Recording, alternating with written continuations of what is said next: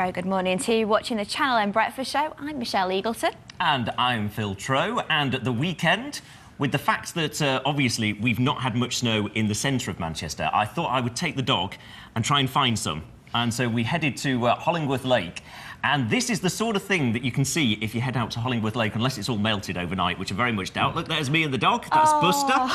And that's, you know, somebody actually made a little igloo. We almost made that home for a few hours. Bless you. Yeah, so that's the dog, the igloo, and me. All of these will be available in some dodgy local rag at the weekend.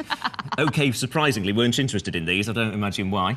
And there is a view of the lake. And look at the fantastic background there. The lake is actually frozen. Yeah. Goodness. The duck and the geese didn't really know what to do that day. So that's the look from there. There's a bit more snow. Isn't it funny? Aren't I a tourist? I just go out and I take pictures of things just because they've got snow on them. But that's how Hollingworth Lake looked yesterday. It was really nice. It's funny how we get like intrigued by like all the snow at this time of the year, and how that we all pull together and show a bit of camaraderie when the snow's out. We didn't pull, we pushed. There was a lady in distress and we had to push her car out of the snow. And it was like all these burly men like pushing. I'd like to think that my inputs was the thing that moved the car, though. Oh, absolutely. Somehow doubt it. No, in fact, I was very good this morning. I parked my car at the bottom of the drive and got my boots out at the ready just in case. But look at it, it's looking absolutely gorgeous outside. Michelle Eagleton's snow tips. In a few minutes, the latest sport headlines plus a trip to Valencia in Spain. But first, here's today's news with James Webster.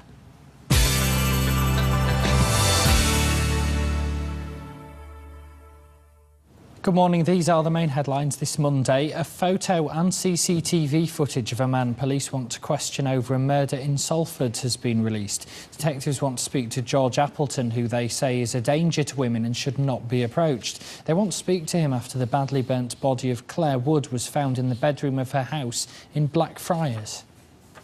George Appleton represents a serious threat to women who he knows or who he might come into contact with. We believe that George Appleton has made contact with women through social networking sites such as Facebook and similar. We would strongly urge any woman who has had contact with George Appleton not to maintain that contact and report the fact to the police as quickly as possible. Officials in Australia say the death toll from wildfires there is likely to rise further. 126 people have so far been killed in the state of Victoria. Troops and emergency crews are still battling flames in 25 places, 2 of which are threatening urban areas. Some towns have been completely destroyed. Coronation Street actor Bill Roache says he's in a state of shock after the death of his wife Sarah at their home in Cheshire. She was 58 and hadn't been ill. The pair had been married for more than 30 years. The soap's bosses have told him to take as much time off work as he needs. Police are looking for a thief who smashed a stolen car into a house in Duckinfield. The Ford Mondeo was left embedded in the wall of the terraced house on Ashton Road. The occupants were in at the time on Saturday morning but weren't injured. The driver ran away from the scene. There's been big success for Radcliffe director Danny Boyle at the BAFTAs. His hit movie Slumdog Millionaire took 7 titles, including Best Music, Best Film and Best Director. The bulldozers have moved in on part of Salford as part of a big new regeneration plan. Communities Minister and MP for the area, Hazel Blears, turned up to give the demolition work a kick-start around the Old Nelson pub in the Chapel Street area. Today we're doing demolition in preparation for when we'll be rebuilding this part of the city, and I think it's really exciting. Local people are beginning to see action taken on the ground to make this area green and beautiful and a really vibrant centre of Salford. It's about our history and our heritage, but it's also about the future. And I think what the Old Nelson does is it unites that sense of Salford that we all know and we love and treasure, but also that vision for the future, that this is going to be an exciting city. Finally, for now, firefighters have had to rescue 2 sheep from a frozen canal in Littleborough. The inshore rescue boats had to be used. The animals have become marooned around 50 feet from the bank at Blackstone Edge. That's all from me for this morning. Join me again at 12 noon for the Channel M lunchtime news. And don't forget Andy Crane's here from 5 tonight with all the latest from Greater Manchester. Now, though, here's Phil and Mike with the sport.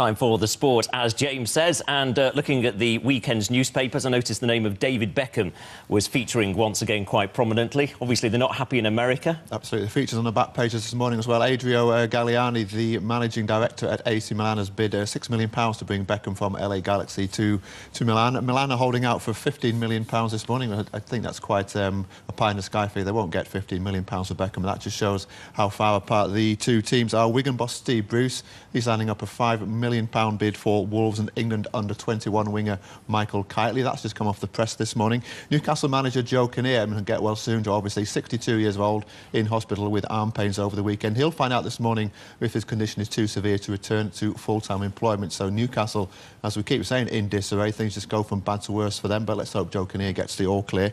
And Emile Heskey, a man in form, looks like he's going to have to withdraw from the friendly squad against Spain on Wednesday. He's got an Achilles injury. I'll have more on those at 12 o'clock, obviously, but those are the back page headlines this morning.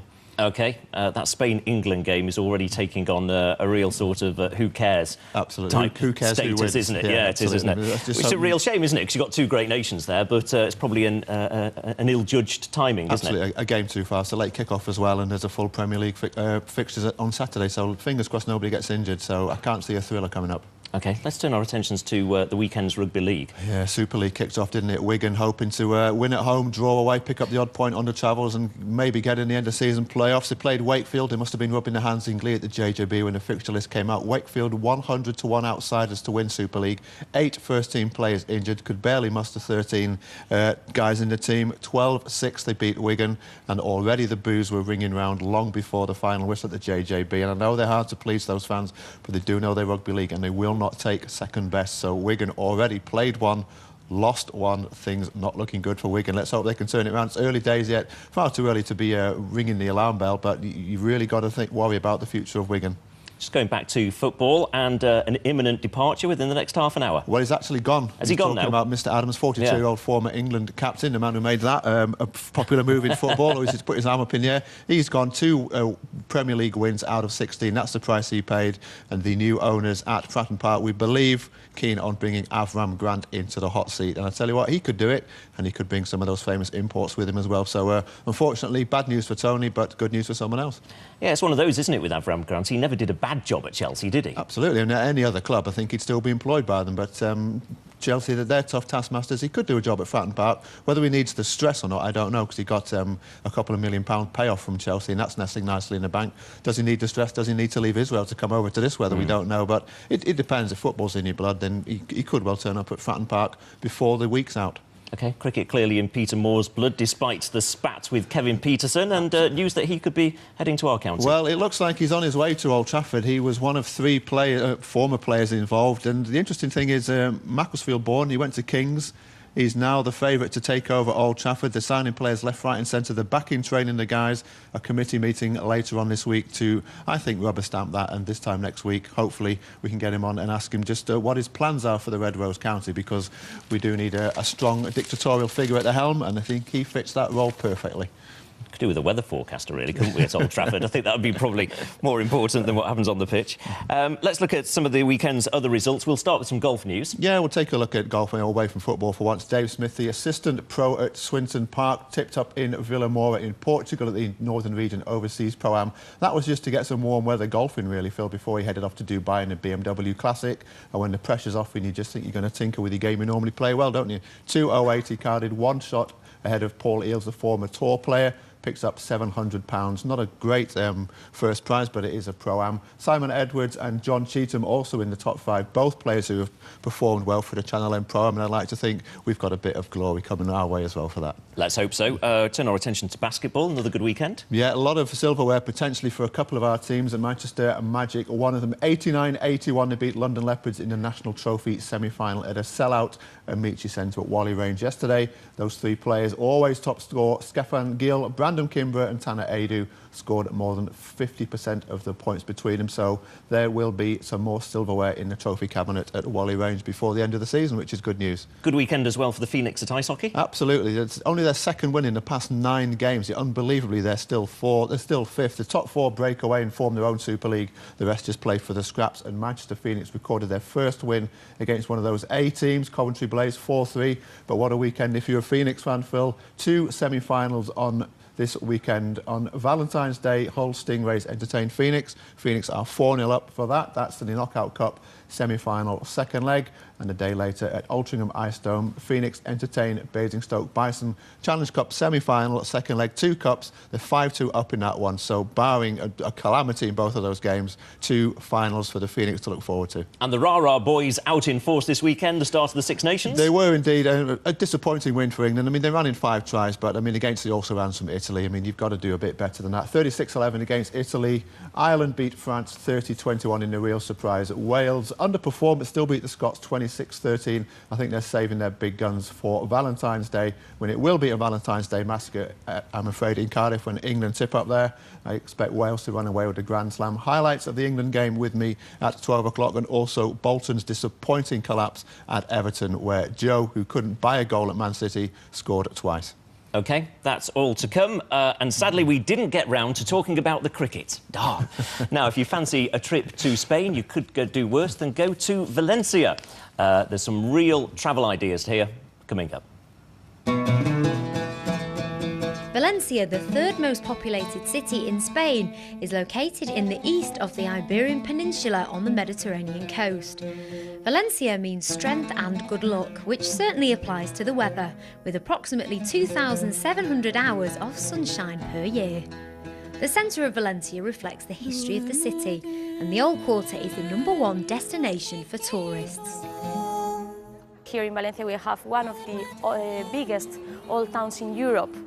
So we can see different churches, we can enjoy other civil monuments like the Silk Exchange, the Central Market, a lot of different buildings. The city still retains its star-shaped medieval layout, and if you don't keep your wits about you, it's easy to get lost in the maze of alleyways.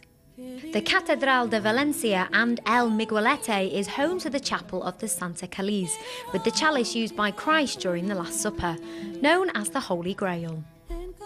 Here we can see this beautiful door that it is very special because these 14 heads, these were the people that were helping to the Christian king, Jaime I, to repopulate the new land of Valencia with new Christians.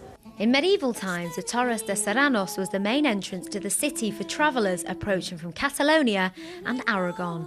It's a great place to stop and take in the breathtaking views across the city and looks over what was the main river. In 1957, the Turia River swelled, overflowed its banks and devastated the city of Valencia. Inspired by this catastrophe, officials started a project to divert the river to an area south of the city. The last 2.5 kilometers of this old river, it is the City of Arts and Science, and it is a beautiful new complex that it is very modern in contrast with this part of the old town. The colors that the architect has been chosen for this complex are the white and the blue. He wanted to represent the colors of the Mediterranean, the light of Valencia, of our city, the beautiful light, and also the blue of the sea. You can fly direct to the region with Jet2.com, who fly out of Manchester to Alicante from next March. For further information, visit the website.